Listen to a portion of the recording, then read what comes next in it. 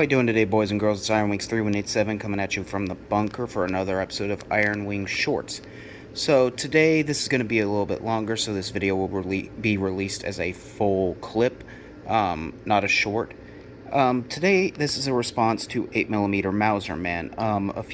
Maybe even a week ago, I released a photo on Instagram to him of these types of bullets here. These are 323 diameter 8mm Kurtz bullets weighing 123 grains. These are the same diameter as 8x57mm Mauser ammunition bullets, but they are much shorter, and you can kind of see that here. I'm sorry about the autofocus on my phone. So, on the left there, you have a typical 8mm Mauser bullet. This is a 197 grain projectile, FMJ boat tail, nothing outstanding. Keep in mind, these are all dummy cartridges. The primers are struck, there's no powder in them. These were used to gauge headspace. So, the reason I'm using this lead die set lid as a holding container for these dummy rounds is so that we can kind of see that they are all equal at the base of the cartridge towards the case head, but you can kind of see the difference in length for the projectiles and the overall length of the cartridge. So on the left here, this is a hair under the maximum recommended case length of 3.325 inches, and these, while they have the same case length, you can see, depending on how you seat the projectile, the bullet is actually much shorter. The one in the middle is seated right at the cannelure groove, and the issue that creates is with this cannelure groove being so thick, as you can see on this far right projectile, the bullet free spins in its case. That can cause accuracy issues while you're at the range shooting. The one on the far right does not have the extreme excess length. Come on, focus. There we are.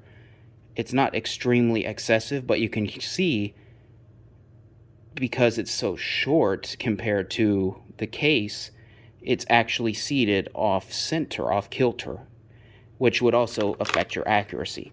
So 8mm Mauser Man asked me on Instagram if he wonders if there's some way he can load these, and if he could get some kind of accuracy out of them, or if there's some safe way to load them.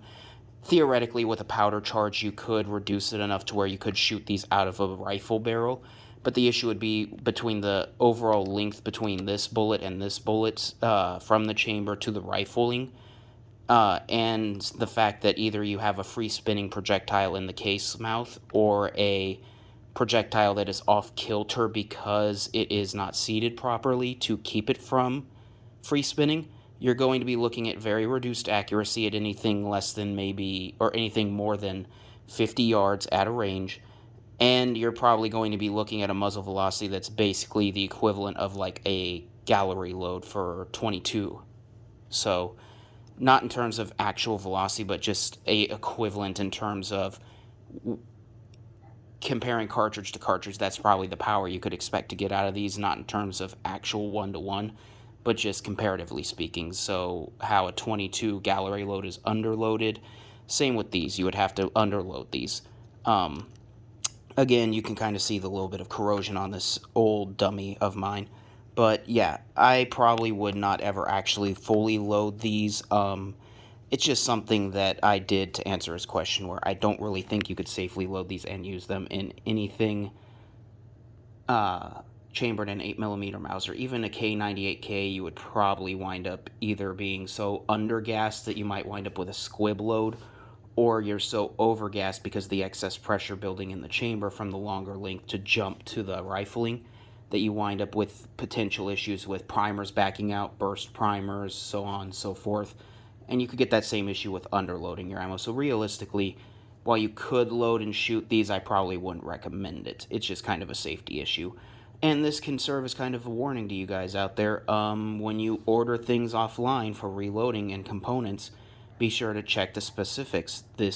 I ordered these 124 grain projectiles to reload specifically for 8x57, thinking they'd be the right length of a projectile made out of a lighter material.